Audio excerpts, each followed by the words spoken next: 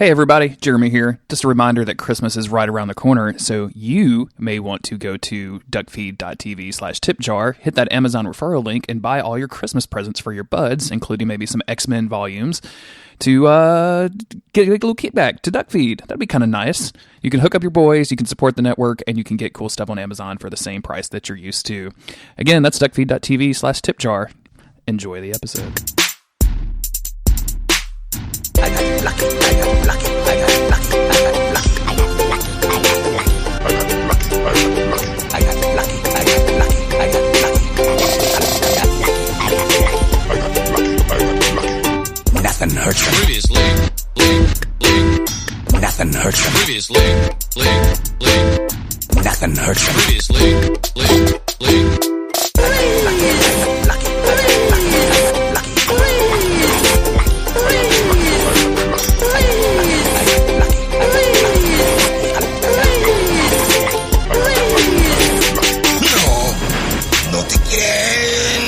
I'm Jeremy Greer. And I'm Gary Butterfield. And this is Days of Future Cast, a podcast where me and Gary go through the animated series, the X-Men animated series from the mid-90s. Gary, how are you today? Are you ready to talk about some X-Mans? I am. I think that these episodes that we're talking about, we're starting season 4 of the show. Mm-hmm. And we're doing it again in the intended release order, not the actual animated order. I feel like the animated order has to be better than this. Because we start out with two real weird, like not great numbers. And then episodes 3 and 4, I think, are pretty great. And would have been a great season opener. I think that this episode specifically, the very first episode that we're going to talk about today, why you would start a season with this, I don't know. Because I think, to me, I don't know, we haven't talked about this beforehand. But to me, I think this is one of the worst episodes of the series. Like, I think this episode sucks real bad. I'm sorry, bad. I was looking at the wrong thing. This episode is real weird. So I think this is weird good. I'm sorry, I was thinking of Deal with the Devil. And Deal with the Devil is one of the worst episodes of the show we've done. This is pretty bad, though, and mostly just because it's fucking, like, bonkers and has nothing to do with anything. And it is just it's so really, really strange. It is very out there. So we have, like, one very out there episode and one very bad episode as our opening salvo for season 4. So yeah, if you're at home and you want to watch along with the show, go to daysoffuturecast.com/schedule. Today I updated that site on the day we recorded this, so it has a list of the episodes that we're going to be covering. They make no sense if you're looking at the DVD. So go ahead and buy season 4 and 5 or volume 4 and 5 DVDs, and just like you'll have to like pick and choose because it's fucking crazy. This Love in Vain that we're going to start off with, this rogue backstory is.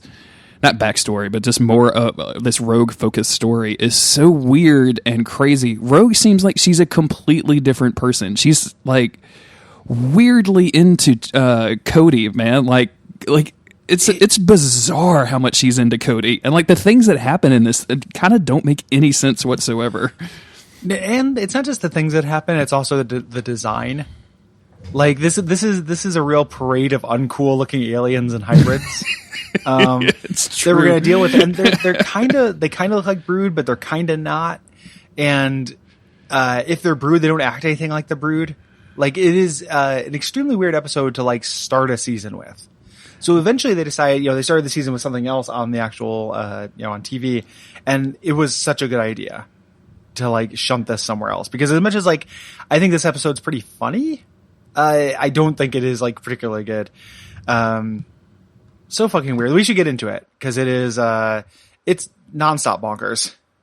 The 2 episodes that did start the season that I had mentioned on the last podcast that I had watched, one of them are like time travel, like Bishop time travel episodes. Like it pulls it in and like they're saving Xavier, right? Like it's fucking bonkers and crazy. Like that's a good season opener right there. Like looking at this intended order, I'm like, writer guy, like really, what are you doing? Yeah, this is so bad. Yeah, it's super, super weird. And even as mentioned, the episodes 3 and 4, the other 2 we're covering next episode, like would have been a great season opener. Sure. I think those are really great episodes of the show. Agreed. Like those are the next episode. It'll be. I'm really excited to talk about those. Like, those are some fucking awesome Magneto moments. But let's talk about Rogue first and all of these weird insect bugs, because it's so bizarre. Yeah, totally. So yeah, we'll get into it here. This is episode 26 of this show. The title is Love in Vain. Rogue's childhood sweetheart, the boy whom she put into a coma when her powers first manifested, returns to her life unexpectedly. What strange connection does he have with the bug-like aliens Wolverine encounters in the desert? That's a question 20 minutes later you'll still be asking yourself, because I don't really... For the ages. Yeah, so we start out, and it's basically just Rogue like hanging out in the X-Mansion and being kind of jealous of Cyclops and Jean, who, by the way, on these 2 episodes are nowhere to be found. I'm pretty sure that they have left the X-Men. Like, I feel like we've missed an episode where they just quit the X-Men and just left because they're not around at all. We see them leave in this episode. Rogue looks out her window and sees them go on like a 2-day date. You know, so probably sometime later in the series, like, they're at a hotel and Mr. Sinister is the busboy. And he comes in and like fucks with them, you know. So Morph is there for no reason. Like Morph is the concierge, and it's just the Sinister hotel. So, that one dude is the table.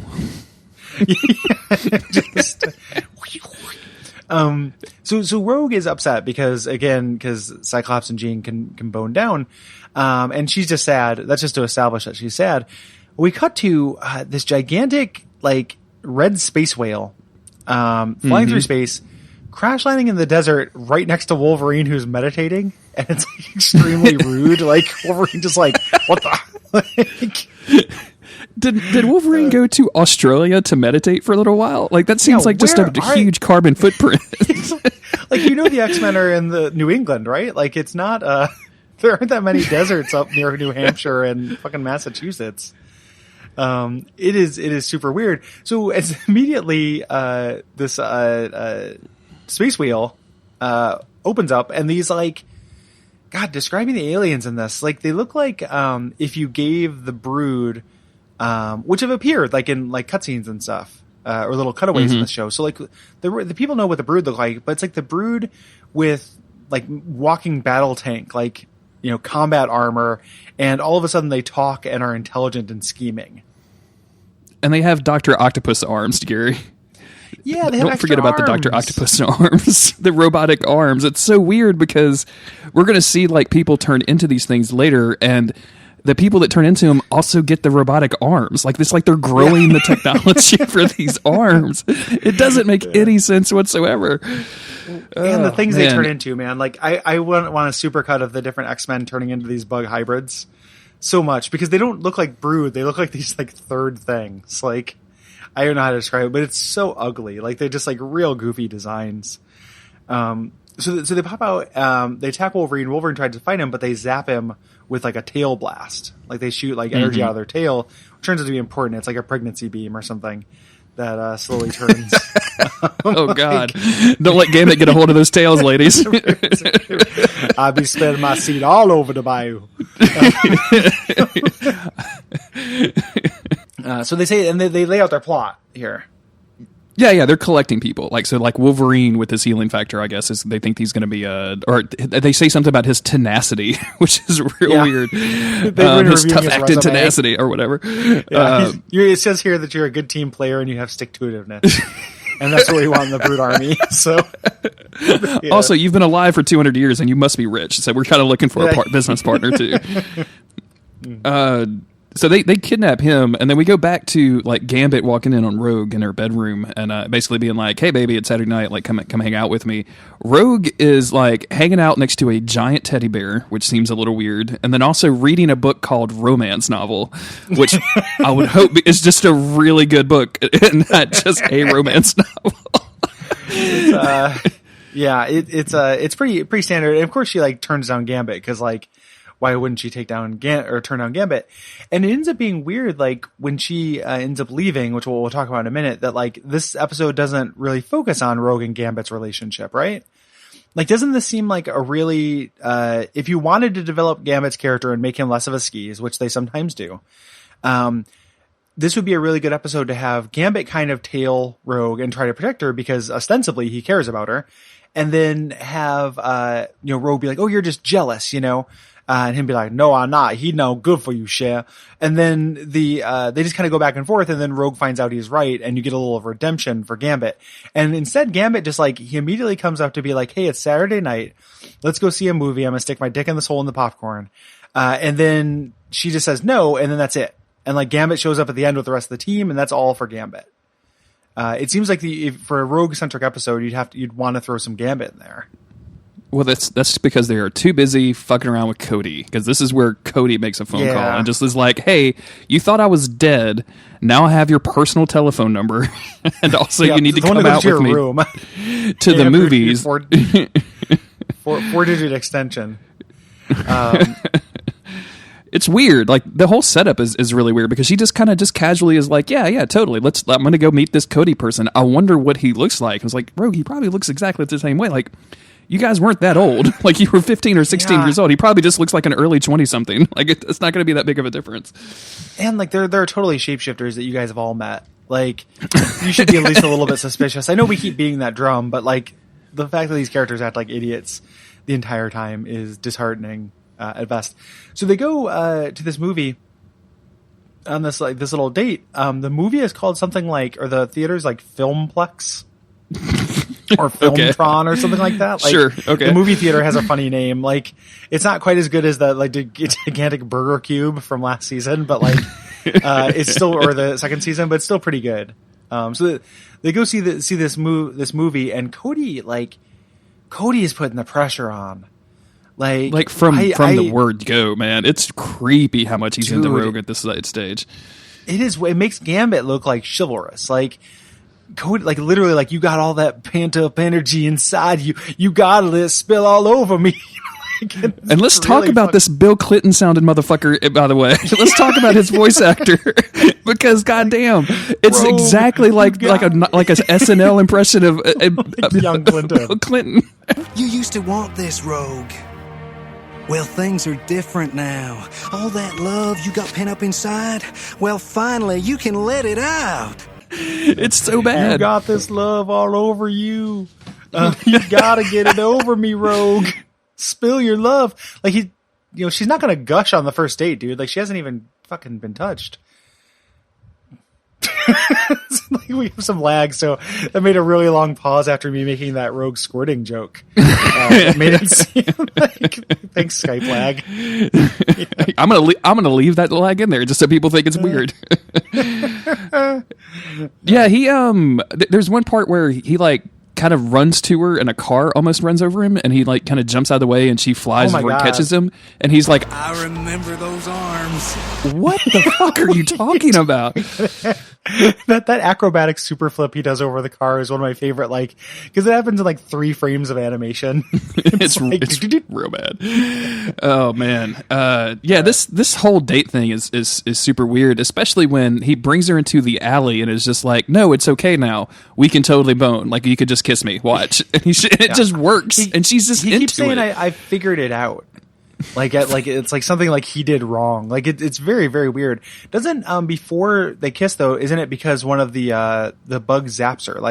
One of the robot bugs is in a sniper position on the roof and zaps her with its pregnancy tail. And then they can kiss. So that's why it has some kind of power draining effect, which it doesn't because they want them for their powers, but still it neutralizes Rogue's power. But it doesn't because she totally uses her powers when she's all pregnant up with this stuff later. Yeah, so it just doesn't make any sense. It is one of the dumber episodes of the show.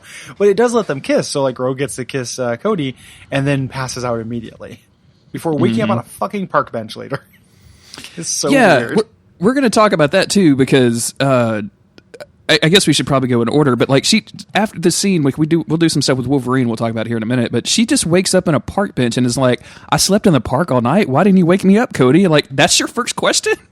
What did he give you that made you sleep all night, Rogue? That's the question you should be asking.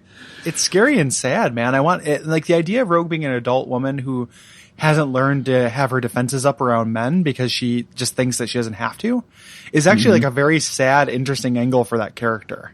Yeah, I haven't seen explored well. This is not exploring it well. So.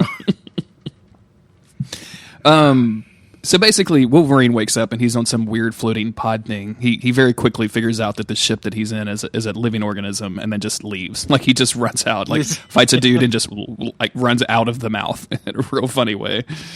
Yeah. So and that's when we get more of this head robot bug lady person. I don't know if the bugs have genders. It doesn't really matter, but yeah, it's wearing like a weird headdress, right? Like so, I guess that's the boss bug. Yeah, and the lady voice, but it sounds like the Fratelli's mom from the Goonies or something. She's like kind of like a scratchy voice. Okay, cool. Wolverine calls Xavier and like kind of like, please help me. There's too many of them. He says something weird in this that I wish I had written down, but he says, I think he keeps calling them roaches. So he's like, oh, there's too many roaches. And I'm like, I bet they've gotten this phone call from Wolverine in the past. Covered with roaches. Covered with roaches. Roaches. I'm covered with roaches. Rogue comes in and just does like, this is the thing that I don't really get about the X-Men as a team sometimes is it's unclear what their obligation is. So before this, just Cody wakes, when she wakes up and she eventually talks to Cody and Cody's like, let's go on a romantic vacation. Oh yeah. I'm sorry. And it's like, oh, I've lost an entire day, but like, I went to sleep last night at 6 p.m. woke up on a park bench at sunrise, but like, yes, I'll go with you. And to this point, so she comes in and, the X-Men are like suiting up to go rescue Wolverine. Like, oh, we got a mission. And this is when you're talking about the obligation, it's true because she's like, hey, I want to go on vacation. And Xavier's pissed. Like, you don't get to go on vacation. And like, what's a vacation to these people? Like, you guys are like super terrorists. Like, there's no, what are time you? Card. Is there a clock in, clock out method? Like, what are you? Are you getting insurance for this? Like, there's so many questions I have about being employed by Xavier Enterprises, or he probably just W-9s them fuckers, so he doesn't have to pay taxes on them or whatever. What'll happen is if she leaves and goes on this vacation, he will temporarily suspend her Cobra coverage. So then when she tries to go in and get health insurance, like it won't work. Oh man, which she's gonna need because she's gonna have to get an IUD because now Rogue fucks because that's what's going on because that's where we are in the mid-90s. This episode about Rogue wanting to fuck and what she's willing to do to achieve that dream. And man, like Xavier's kind of a dick about this. Like I get it to an extent, and like Rogue makes this point too of like you have plenty of help. Like you've got like Beast, Storm, Gambit. You're the greatest telepath on the planet. Like I can't go get some snooches for like 2 days with my boyfriend. So she like yells at everybody and storms out with Cody. What I really like about this is the X-Men suit up and leave to go to Wolverine, and then Rogue is just like, yeah, let's get a jet. You're not telling me where your house is, but like, let's get a jet and I'll fly you there. Whatever. Yeah. Yep. So they go on this little jet date. It's so weird. This jet. It is a really weird scene. The X-Men land and they fight a bunch of the bugs, but they're not winning. They can't do anything to actually hurt the bugs. And a bunch of them get like tail zapped too, I believe. Mm-hmm. Cody has taken them to the same spot, which he is like, all these bugs are around, and Rogue's like, whoa. Like, I know this is too good to be true. And this is when he starts like doing, he hasn't transformed yet, which will come in a second, but this is where he starts being like, we can be together. We can do it, Rogue. We can do it, Rogue. Come on, Rogue, baby. we can touch. It's so gross. Yeah. But this is where Wolverine turns green, and it's so.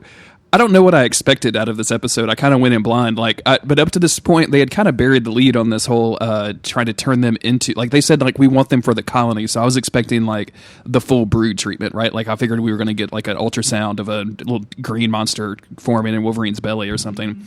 No, Wolverine just spontaneously turns green and just immediately runs the fuck away. It is so fucking hilarious. If this show had taken Wolverine into the gynecology bay and like put him up in stirrups and then showed him like rub the ultrasound gel on his gut and then like showed the picture of a little brood baby with little tiny claws, like I would cancel every other show on the network to dedicate the rest of my time to this. just this one episode, right? Just that one scene. Yeah. That would be incredible. Somebody do some fan art because that's of Wolverine in the stirrups pregnant. Like, don't care for this, bub. Just like, Cody immediately after Wolverine runs away, Cody starts turning green into one of these little green monster creatures, and then it cuts back to Wolverine, who is like run into a nearby cave that's away from everything, and he just like wills himself back to normal looking Wolverine. It's super bizarre because like it seems like he's like actively making his healing power work faster somehow. Like he's just willing that shit to work. Yeah, like he's like it's a muscle. Yeah, it's like how if you flex really hard, you can make your beard grow faster. Of course, yeah, that's the way that works. You know, it is supremely silly, but you know, luckily his healing factor is the only reason why, you know, the X-Men, we don't continue the adventures of like the bugs who fuck would have been the like what this cartoon turned into if it wasn't for Wolverine's healing factor.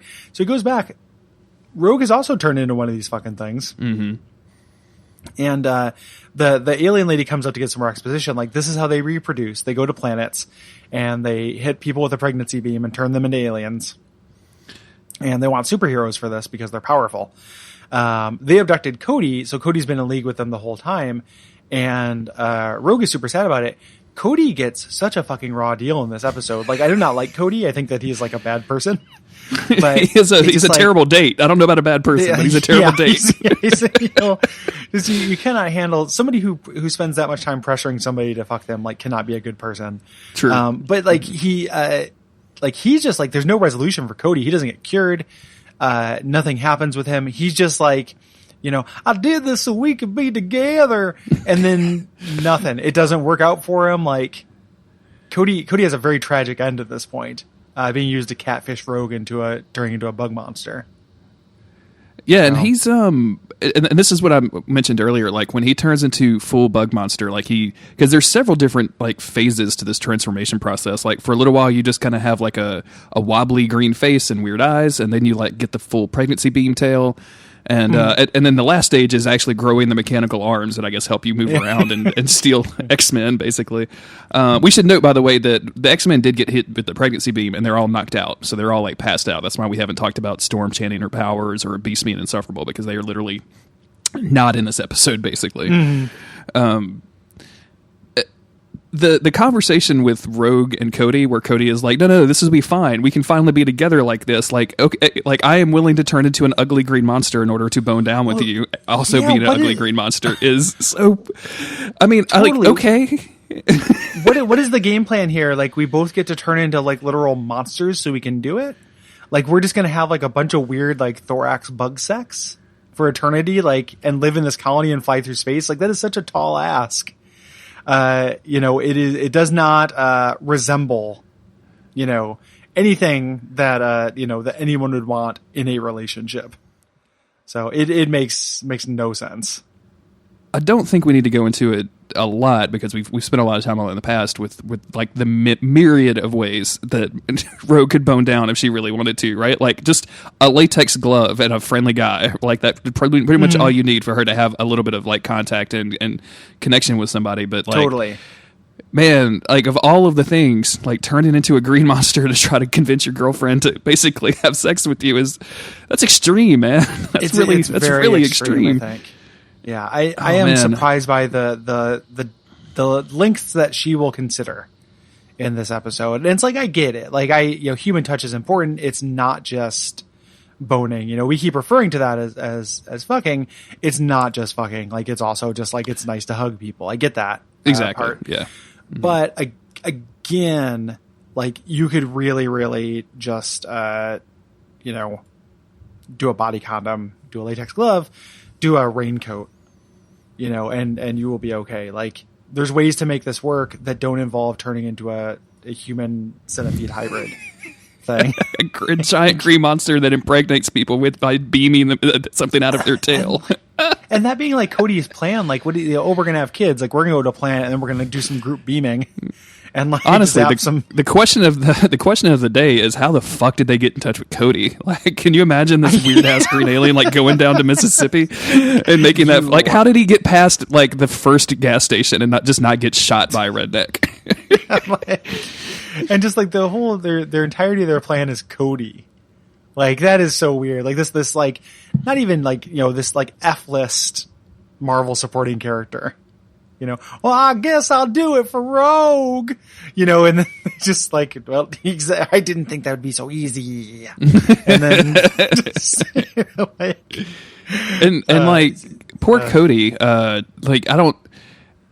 Like, obviously, like, making out with somebody, as we've mentioned in the past, is worth a coma if they know what they're doing. But, like, this dude has been hung up for a while. Like, because he's not, you know what I'm saying? Like, he can just go find another girlfriend. There's nothing wrong with his ability to touch people, right? Like, he has to understand that it was all Rogue. Cody, boy, what is wrong with you? Rogue attracts a lot of men who, like, can never have her and are fine with that. In a weird way, like the same way we talk about like Wolverine and his his redhead thing, where Wolverine can like go out and like, he could move on, ostensibly. Cody 100% could move on, and the fact that he hasn't in this time like does not speak well of Cody. The one who got away, like I get that, but like, man, Maybe we're not giving Cody enough credit. Like, maybe he was between girlfriends. Like, maybe the aliens were watching his Facebook status and he changed it to single, and they were like, "Now is the time. We're going to go after Cody. We got him. Like, he broke up with Melanie. We're going to bring Rogue back to his life." Oh man, Melanie, we could have been together. Melanie, we could touch. Cody, why do you say the name Melanie in 5 syllables? That's not the way that works. Melanie. So Rogue absorbs Wolverine's powers, of course, because that's the obvious way that this episode is going to end. She, at the same time, kind of makes somehow telepathic contact with Xavier, and Xavier is like, "I can't touch any of their minds, but I can touch the ship's mind." And like, I feel like there's no conclusion to this episode, because like he talks to the ship starts singing and making all the aliens' head hurts, and then just lands, opens its mouth, and the X-Men just literally walk off. That's it. Like they just left all those dudes in that organism. Yeah, that's what it is they can't handle the sound of their car like making a weird noise. And that literally distracts them long enough for the X-Men to leave, but not deal with them. So there is literally nothing stopping these aliens from coming back and trying this again. Maybe not through Rogue, but like, there's no, like at some point, like watch out Belladonna, because at some point one of these things is going to grab you, and then Belladonna is going to come up to Gambit and just be like, "We can be together. We get married, LeBeau." And then he's going to be like, "All right." And they're just going to have to deal with this once a week. Yeah, like, watch out, everyone's ex-girlfriend. This is fucking bonkers, and just ends out in the middle of nowhere, not to its credit. So, and then like they leave Cody in the ship, so now Cody is like an intergalactic space alien. from Mississippi. Follow Cody's hillbilly pregnancy adventures in Brood Lakes. Just like landing on these planets full, just like, "I know you're a Kree and I'm not, but we can be together."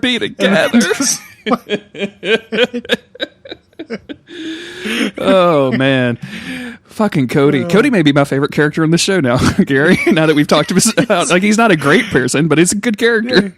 He's pretty much like a better Corsair.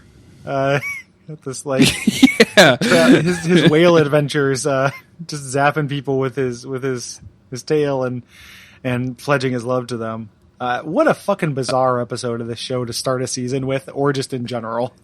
Like, yeah, can you imagine like this coming just in the middle of a season? Just like, okay, like I'm gonna sit down with my Fruit Loops and my orange juice, and then like watch Rogue get turned into like a weird green alien 4 or 5 times. Ugh. I can't imagine it anywhere, and we are definitely like past the point of the show of cartoons I watched when I was young. So like I've not seen this before. There are some episodes of season 4 and 5 I've seen, but I didn't watch it regularly at this point, or they were just like, because of them airing it out of order. It's been weird. So like, this is new to me as an adult. I have no idea what I would have done as a teenager if I saw this shit. Oh, me either. Like because the show does a really good job. Like in this next episode, we'll get a lot of like kind of cameos from different places, and then and the next episode of the podcast, like we get some really great like cool X-Men Marvel people like kind of just appearing out of nowhere. Like for them just to make up this weird alien race that like has these grows robotic arms and impregnates people with their tail beams. It's just so like there's so much stuff there. Like just use the Brood. This is almost a Brood plotline. Like this, you almost got it right. Like just put Kitty in there and she could get Lockheed and you'd be done. Like you'd be great. Yeah, man, it's really bizarre. It's specifically like there is a storyline in the comics. This is dealing with kinda, not great, but kinda. You know, it's not very, very accurate. These are the tales of the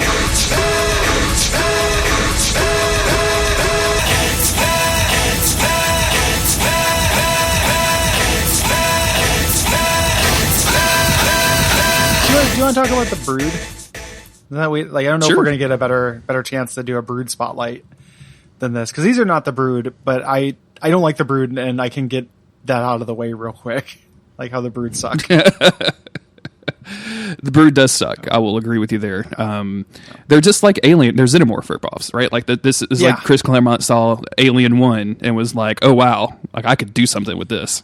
And then he made basically made Alien Covenant, but in the X-Men in the 1970s. So. And what if they had like a worse design? Like the Brood do not look as cool as the Xenomorphs, even remotely. So it is, it is, they don't, and they, as far as like things the X-Men deal with that have nothing to do with the X-Men, like we talked about that a lot. Like the X-Men as, they are, the civil rights angle, there are things that the X-Men are about. Almost every time the X-Men go into space, they get away from that. The Shi'ar are pretty lame. Same thing when they go fight dinosaurs. Like that has nothing to do with their central concepts. Going into space just to fight a bunch of xenomorphs, like, is really against like the central concept of the X-Men. Like the X-Men should not fight a bunch of mindless pregnancy monsters. And yet they do. It's like a major X-Men villain for them.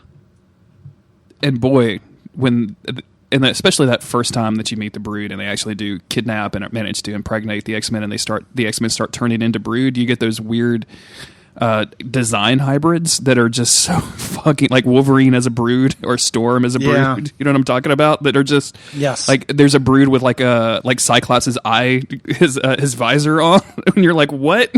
What is? Oh, all of the Brood designs are just universally horrible. I think so too. Like the Brood I'm never up for the Brood, and it's funny because now that we're doing the show, so we're talking about it a lot. Like it sounds like for somebody who likes the X-Men, there are a lot of things that the X-Men are really about that I'm not. Because like it's like I like the X-Men unless they're in space, which is where they spend about half their time. Unless they're in the Savage Land, unless they're dealing with the Brood. Like, there are a lot of little asterisks next to my fandom, but it's because the stuff when it does work, as we'll get into in the next episode of this show, not the next episode that we're going to cover on this episode, I think it just works, like, wonderfully. The stuff that is about humans and mutants, like, that is the part of the X-Men that works. And I get that you can't just do that for 50 years, or 70 years now, or however long it's been, 60 years, but that should be the focus, I think. And when you get away from that, I think it's generally a problem. So what is this? This is not a Monster of the Week thing, like other shows can deal with the Monster of the Week. The X-Men don't deal with that shit.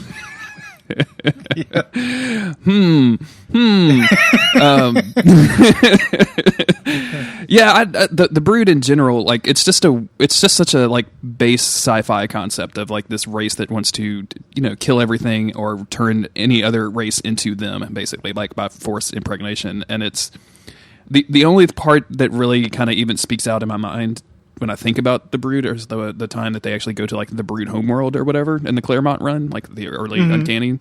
And I vaguely remember like the design of that being cool, but that's it. Like that's my limit. What cool Brood stuff I can think of. I guess there's that like weird smart Brood guy that they just call Brood, right? Brood shows up in the Jason Aaron. Wolverine and that like Brew is pretty cute. Like I'm okay with Brew, but he has nothing to do with like he's not in line with the rest of the Brood. He doesn't seem like a Brood character. He's just, like that's one of the things about like, I feel like a lot of good runs of X-Men throw out a lot of continuity and that's how they end up being, ignoring the bad parts. So like just an alien race, which is what the brew is fine. You know, it's better than like just like a bunch of monsters. So like brew just decides like, what if there were some, what if there's just like an alien? Like he's smart. He's like a kind of a nerd. He could be anything in that thing. He's just like any kind of like battle based race that is actually, this version's kind of a dork and unpopular. Yeah. So that's true, because they literally have Lil Guardian in there too. I forget. Like they that's obviously something they're leaning on for that series. So yeah. I like Lil Guardian's a good name for a guy like Lil Guardian. Lil Guardy. I bet the Lil Guardian would hate to be called Lil Guardian too. That would be something he despises. These are the tales of the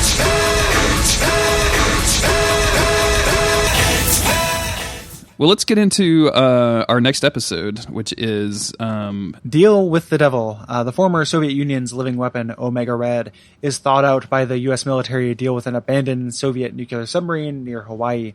He asks his old enemy, Wolverine, and the one responsible for freezing him the most recent time, Storm. He's got a Rolodex full of these people to accompany him on the mission. Omega Red is offered restored humanity, but once aboard the warhead-filled sub, he reveals his true deadly intentions. Dun, dun, dun. This episode can suck my D. It's not a great episode. I don't like anything in here that much. No. We talked about Rogue and her fascination or lack of fascination with Gambit in the last episode, and that we just talked about. And here she seemed to be like up Gambit's ass so much this entire episode. Like she starts breaking stuff apart trying to get to him, and I find that kind of weird. Based on, I don't know if it's just a ordering thing, but like she seems to be like desperately in love with the Gambit right now, which is kind of odd. Yeah, that happens during the next episode as well. Yes, it does. She is super into Gambit. So like, he is her boyfriend. We just have to accept it at this point. Like, we don't have to like it. We want her to make better choices, but like the characterization is leaning that way so hard that I don't think we can really deny it anymore. My name is Cody, and I can deny it all I want to, Gary. I'll deny it all I can. I think that the bigger issue here is that Omega Red fucking sucks. And that, like the way, like him arbitrarily choosing these two X-Men to come with him, like nothing makes sense about this. And I know that like that's a thing that I complain about a lot on shows where it's like, oh, it's just a cartoon. Why do you care? It's like, no, it makes everything dumb if nothing makes sense. Like, so like we'll get into it, but like they need Omega Red for this because he's immune. They send Wolverine, and then it becomes a plot, like a factor that Wolverine is also immune. So why wouldn't you just take Wolverine rather than fucking going to the Antarctic to thaw out a super murderer? Because because Wolverine doesn't know those crazy Soviet codes that they're so concerned about. He doesn't know the code. It's like true. You guys can't just tow this thing away. Like you have to be able to start up the submarine to be able to move it. Well, that's the thing too. So you tow it, or you get Wolverine down there to like disarm them. Sure. And the missiles end up being such a not problem. Like this is so contrived. This episode bums me out real bad. I was so bored during it. Like it's like compared to the last episode, which was bad, but like is not boring. Like no, one thing you can say about Cody is he is not boring. Terrible date, but not boring. No, he is exciting. This is very boring. I think. So let's get through it. Let's put a fork in this fucker. Let's do it.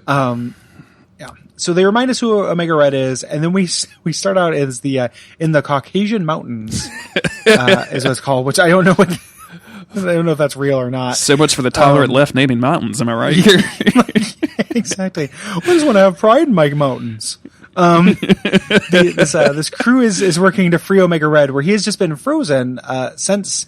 And if we recall, he was frozen because Storm made it snow on him. That's the extent of like what dealt with Omega Red last time. So that's him. There are. It's actually looks like there's the Caucasus Mountains. Okay. Which maybe that's what it is, but it's the same root word. Like it's the same area. Yeah. So that's where I'm just going to call it the Caucasian Mountains, and I'm into that because it's actually a word that people use. Yeah. Sure. Yeah. So these American like military GI Joe guys go thaw him out, and they say like, here's our deal. Here's the titular deal with the devil. If you go get this crashed Soviet sub carrying these nukes, we'll make you into a human. Which is like very weird because we don't know everything that's happened to Omega Red. That's never been part of Omega Red's character, that he wants to like turn back into a human, or that he's ever shown any humanity whatsoever. He has always just been like a dumb killbot with like a bad hair and a bad costume. He's a Russian rage monster. Like, we literally have not seen anything that would lead us to believe that he desires to be like freed from this curse or whatever you would want to call it. Like, it's a ridiculous thing that he even bites onto this. And also, like, they go out of their way to say stuff like, well, your former country and the and all of the mess it's made, we can't find these codes. So, like, obviously we don't know what the Russians have done to Omega Red either. Like, there's no way. Like, there's all kinds of weird Russian tech up in that dude's liver, right? Like, we have no idea. We got nothing. Yeah, no nothing. But they say like, hey, go save this sub, and we'll turn you human. And he says, well, why would you trust me to do that? And I'm like, we don't. We have implanted a sealed vial of liquid nitrogen and we'll come to find out later it's in like the back of his head.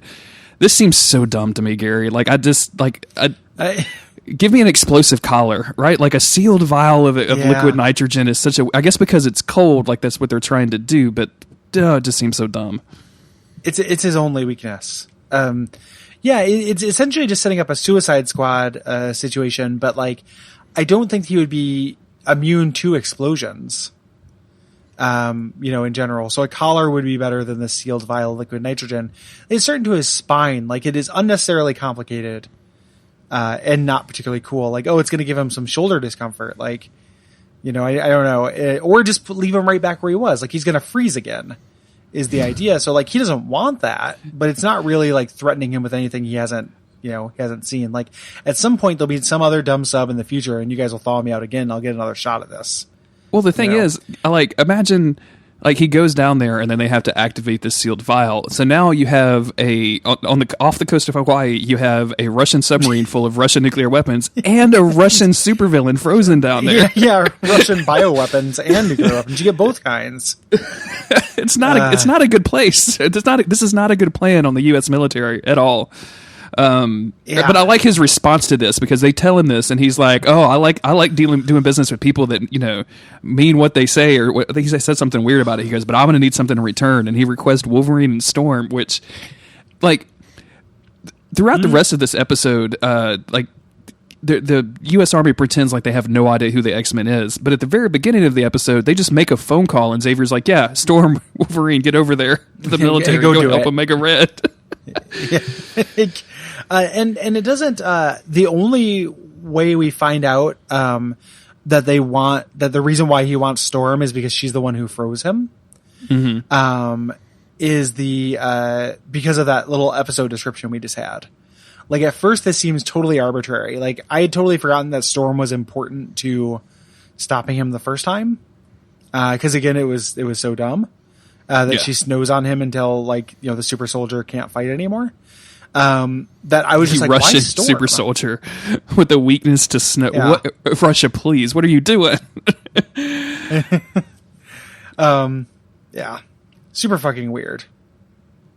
It is, but they dress up in their submarine catching outfits with the giant X's on them, and that's always like, always love it when the X-Men have like specific outfits to go do things. Man, next episode is so good for that. Like, I know. Yeah.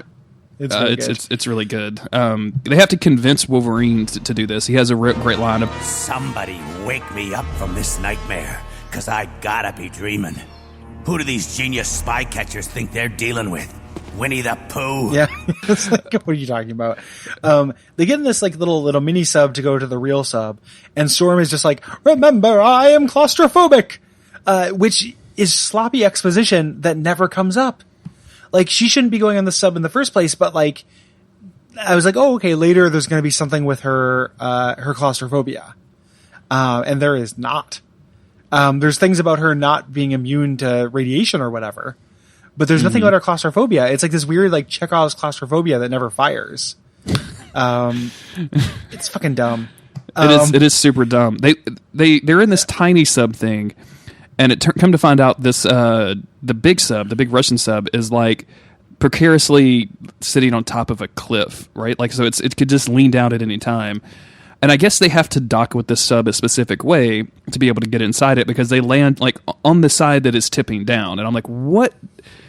None of this makes any kind of physical sense whatsoever. And I don't really necessarily need it to, but like, just you don't have to make it on the cliff either. It could just be sitting at the bottom of the ocean. Like, what is? Yeah. There's so many things about this episode that are just dumb for the sake of being dumb. It just irritates me. Yep. So they land, and of course, like, Omega Red immediately breaks bad. Let's say you were Omega Red and you wanted to do this.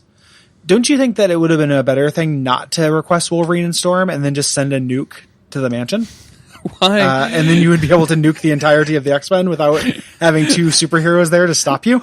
Why would you ask for the two people that stopped you the last time to come hang out with you on your supervillain plot? It doesn't make any sense. Listen, I'm going to need to be stopped. If I'm going to do this for you, I'm going to need someone to stop me from doing it. It is so fucking dumb, because there's no reason. He never justifies why Wolverine and Storm are there. Like, he's never like, he doesn't even try to make up an excuse. He just says like, I'm going to need them there. And they go, well, okay. And that's it. The end. Fuck you, audience. Fuck everybody. Like, it is extremely dumb. So like, if he had just like, Omega Red could have been the greatest supervillain the world has ever seen and succeed where Magneto and Apocalypse have failed by nuking the entire planet. If only he didn't act like an absolute complete moron here. Yeah. So I gotta make sure my mortal enemy is in front of me while I do this, so that he can have a chance to stop me, and I can prove that I'm better than him by not being stopped, and also so that I can rub his face in it. Like, it just doesn't. And I mean, super villains in general don't make a lot of sense, right? Like, they don't, like, a lot of their plans are pretty dumb. Like, no one's going to just, like, let you take over the world, dog. It's never going to happen. Like, get over yourself. But this especially just feels super stupid on all accounts. He didn't have to ask for this, Gary. That's what I keep going back to. He could have asked for anything. He could have been like, hey, but I'm going to need, like, a Swedish model in there for me. Like, he could have, I mean, just something, like, bizarre and weird. He didn't have to actually ask for Storm. And like, so he breaks bad here. Like, if you're Storm, he started up the ship. Like, you guys are like not sailing. I don't know what you call it in a submarine. You're swimming through the ocean in the submarine. Cruising. Yeah. You're cruising USSR. Cruising. Yeah. Just freeze the motherfucker, right? Just freeze him again. Storm, your powers work. Just freeze him right now. Because like Wolverine wants to slice him, but he's like, the air is toxic here, so one little hole in a suit will kill Storm. Like, I'm Omega Red, I'm immune. Wolverine has a healing factor. Storm will die. So Storm's only reason to come here was not to stop him with ice and snow, which she could do, but was to be the stakes so Wolverine couldn't fight. So it's like, what a contrived plot. You know, like, okay, I need my arch enemy and one person here who will die if I fight with my arch enemy. And this totally doesn't end up actually bearing out as we go on, but like, that's the premise that we're being asked to accept here. So Wolverine's like, okay, I won't fight. Wolverine then immediately, like Storm's like, hey, if your uniform gets pierced, the toxic air will get in and we'll get sick. You'll probably survive because your healing factor. And Wolverine goes, okay, snicked.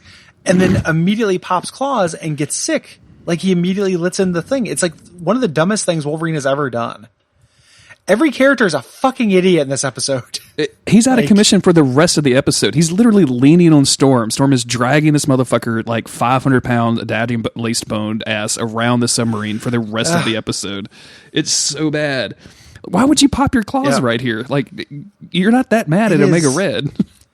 Just a reflex. And especially because they at some point they signal for help, which they could have done right away and just like, okay, we just need to, delay Omega Red without using our powers, which is a cool idea, right? And you couldn't do that with Storm because Storm's powers, she should just be able to use her powers and have it be fine. But have Wolverine's like, okay, we have to stop him. We can't do the things we're good at. And we have to delay him. That's like a good dramatic situation. The show does not do that. So they call in their help. Xavier, Beast, and Rogue fly in. Omega Red's going to shoot his missiles at the 15 most populous cities of the world. Yep. And his justification is that you can't make a weapon and not use it. Like, weapons do not have feelings. These things were made, so they have to be used. Oh no, he thinks that weapons have feelings but he has to burn this. He's burning the whole country down because a country created many great weapons, but never had the will to use them. Is it not a great sadness, Tom? To be created, never to be used. Weapons do not have feelings. Oh, if only that were true. Or some shit, and I'm like, what? Because I'm a weapon. Yeah. What is your backstory, Omega Red? You have not explained to me your pathos. Please help me out. It is. They haven't done anything to make him sympathetic the entire time. It's really dumb. The X-Men show up there, and like he can't get to the right. Like he gets very into the nitty gritty about firing nuclear missiles from a God, sub. it's so fucking miserable with all of this like depth charge, elevation. He has to get to the proper depth. It's like you take a little while to play fucking steel scope or whatever that launch sub game was on Red Steel on the 3DS. You know, out of nowhere. Oh yeah. So like he's trying to get to the right depth to shoot the missiles, but the depth charge are fucking him up, delaying him. Eventually he does just launch the missiles. Which Beast and Rogue shoot a bunch of them. It turns out they're not armed because they don't get armed. God, this is like, I'm getting bored even talking about it. They don't, it's so boring. I just started looking at Twitter while you were talking about this. God. They don't get armed until they get close to their targets. For some reason, even though like at some point the military guys, the G.I. Joe guys are like, no, they're coming out hot, but apparently they're not because Beast and Rogue shoot one of them. They don't know that they're not armed, but they shoot one and it just blows up, not being a nuclear missile. Then the army and Beast and everybody just destroy all the missiles. So good thing we had like this fucking localized Star Wars defense system that stopped this from happening and neutralized the entire point of the episode. We like, just to, I mean, there's a good, like, maybe 7 to 10 minutes worth of, are the F-18s coming? You need to get your planes here. Military people yelling back and forth. Rogue and Beast in the Blackbird dropping depth charges into the ocean and, like, fucking around with the submarine. It's ridiculous, and it's so fucking boring. Like, there's all this back and forth. There's like the army pretends they don't know who's dropping the depth charges. They're like, wait, I'm not seeing anything on the screen. Maybe it's a stealth plane. Like, you know, it's the fucking X-Men. You have 2 X-Men in the submarine. What are you talking about? You called the X-Men. It like is this like unrelated like bad episode of G.I. Joe that gets snuck into the X-Men series. Super shitty. And then Rogue's like, oh wait, like I have super strength and I'm immune to death. I'm going to dive into the water and fuck shit up. And then she just pops up and starts, you know, beating up and kicking ass, like wrecking the sub. To which, Storm saves Wolverine. Wolverine's pissed because he wants to get revenge on Omega Red, but Omega Red is trapped down there. His sub falls down because, Rogue says, I bent his boat. And she says it like it's an expression, like it's like a thing that people from the South say, like he really got his boat bent. Or something like that. Can you confirm or deny that, Jeremy? I can definitely deny that. I know a lot of people with boats. I've been on a lot of boats. Yeah. I've never heard, and I mean, not to say that I'm the arbiter of everything, every Southern expression ever, but that doesn't sound like anything that I would ever hear down here. So yeah. So she also she bends his boat while her friends are trapped in it. Like she goes up and like starts ripping the side off this submarine and causing it to like, you know, collapse in on itself more or less. Yeah. While Wolverine and Storm are, she has no idea where they are. It's not just Omega Red's boat. Like you're bending the boat that like your buddies are in. And this wasn't like, it's not like, you know, she doesn't know that they're in there because, they just called the X-Men and asked them to come. You know, and Xavier's in the fucking plane with you. Xavier didn't need to come along to drop depth charges, but there he is. So he could say, hey, I sent Wolverine and Storm in there. Like maybe don't bend that boat. Like every attempt to set up drama that this episode does, it then undercuts later. Does Omega Red have some weird anti-telepathic bullshit with him? Why doesn't Xavier just mind control this motherfucker to the surface? No reason. There's nothing. There's like literally no reason this makes any sense at all. I've already closed the notes page. Like I'm fucking done. It's over. I'm done talking about this. We do need. There is one scene at the end where Beast is like, because the claustrophobia thing does actually come up. Chekhov's claustrophobia thing does come up where Beast is telling Xavier like, you know, I'm worried about Storm. I don't think this is going to affect her drastically, but Wolverine. And I'm like, wait a minute, you guys are just like talking about these people. Like, just go have a conversation with them. You're not some weird therapist doctor combo where you could just talk about these patients. They're your friends. They live with you. It is extremely, extremely, extremely, extremely bad. It's extremely bad, Carrie. It's not good. It's like, again, one of my least favorite episodes of this show. And the last Omega Red one wasn't very good either. Like, that wasn't like super awesome or anything. But I feel like that was at least like we saw some like cool powers and some cool fights. Like in this, at one point, Storm summons some wind to like knock Omega Red over, but again, doesn't freeze him. Also, you know what else pisses me off, Gary? Did you notice that Wolverine's suit actually had 3 spots for his claws to come out? Why? How did this get written? Like it's just every part of this is literal trash. It's so trash. It's just it makes me angry to have to watch terrible stuff like this, and then not even enough there to goof on, right? Like there's just nothing there that's even fun to talk about. Like it's just mistakes and badness. If anybody knows, like out there, that like, we don't know some like history of this episode. I didn't really have enough time to go like research it. I'd be curious to know like the history of this thing to find out if there was just something that went catastrophically wrong. I don't have the DVDs of this show. I watched them because I downloaded a torrent a long time ago. At the time, I wasn't able to get all of the DVDs. Like when we first started doing this, and I just had them and just watched them that way. But if they re-release these as like with commentaries, I will buy that in a second. Oh yeah. Like I would love to like watch some commentaries with these. They're supposed to be releasing that book too, like they're actually writing a book about it. I need to go take a look and see if that's come out yet, because I think that'd be worth talking about it on like a feedback episode. Like I want to hear that stuff. I don't want to like review it or anything, but I'd love to like know some of the stories out of it to find out like me too what went wrong. Yeah, I will 100% read that. Pretty disappointing episode. Of the show, and disappointing season opening. Like it's not going to be all like that. We've already established, but it is. This is an extreme bummer, and one of the worst episodes of the show. And like, it is very hard. Like when you say it's not even exciting in a way to goof on, like it was impossible to watch this. Like I just kept like turning away and turning around and looking at like Twitter or looking at my phone or looking at anything, like staring at my thumb, like, oh, like it's, the grains on my my fingernail, the grains of hair that make on my fingernail, like, they have these like little breaks in them. I wonder what that's about. Maybe maybe that's something I need to change in my diet, or maybe I need some kind of treatment. Like, why that looks weird, just noticing things like, like, boy, all the hair on my tattoo is growing back, and that looks weird because if I look at it closely, it looks like a really hairy Simpson. How weird it would be if the Simpsons had like hair that grew out of them that you could see. Like, it's all shit like that. Like, everything was distracting to me because the actual logistics of this episode were too boring to live.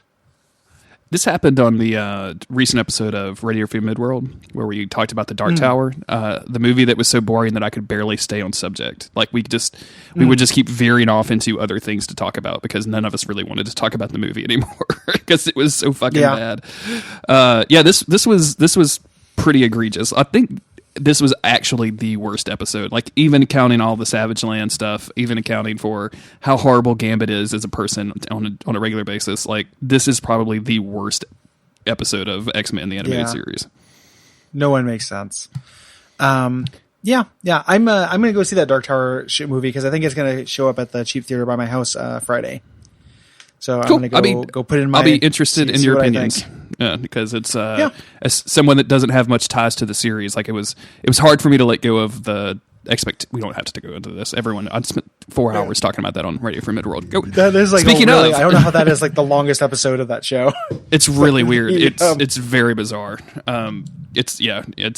But yeah, speaking of, if you like this podcast, you'll probably like other podcasts on the Duckfeed.tv network, like Radio Free Midworld, where Cole Ross and a bunch of guests are going through all of the Dark Tower books and related media. And I really think it's just an excuse for Cole to talk about Stephen King a lot. I think that's pretty much that podcast. So, which is good because Stephen King is great and should be talked about. So go check those out. Yeah. If you want to support the show, patreon.com/Duckfeed.tv.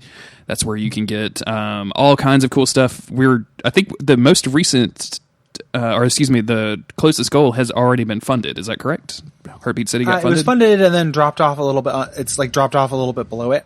And we're very close to the first. So we're not quite there, but we're close. So we made it for a short amount of time. Yeah. Yeah. Listener, you could be the one that tips us over into getting some of those sweet love advice podcast called Heartbeat City.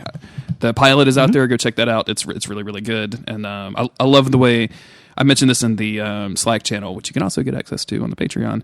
I mentioned this in the Slack channel, but I'm just so jealous of like the radio format of that. Like I love it so much. As soon as I heard it, I was like, oh, why have I not done this? I want to do this. So I'm glad it's very good. Yeah, it is. And if you're listening to this, if you do patronize us, if you're a patron, one way that you can make sure we get these things and we don't have quite as much bounce is to make sure your card is up to date. Yep. That's generally what happens. The first, most Patreons lose some money. We drop down about almost $200 every month, and then climb back up as people renew their cards. But it means for like these things, these kind of goals and stuff we want to get to, like, we have to get a little bit above those because we have to account for that dip. And I get that it's arbitrary. Like, I could just start doing the show whenever I want, but we set up these goals. I want to start, I want to actually make them before we start putting in the work. Cause it's not an inconsiderable amount of work, to do that show. So, it's something I'm really excited to do. It's something I really want to do, but also, I want to make sure that we get to that level. So yeah, go check that out. Yeah. That's on what feed is that on? I listened to it, but I don't remember. Duckfeed Presents. Duckfeed Presents. Yeah, go check that out. You'll find all that stuff on the Patreon. You can find all of those links. Thank you, everybody, for listening. Thank you, everybody, for leaving iTunes reviews. If you can, tell your friends about the show. If you have some X-Men friends, introduce them to the show. We love new fans. You can go to daysoffuturecast.com.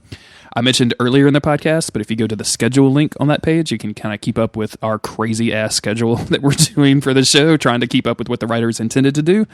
But it also has links to all of our social media, like our Twitter and our Facebook and all that stuff. So come talk to us on Twitter. We'll definitely hang out and chat X-Men with you. Yeah, absolutely.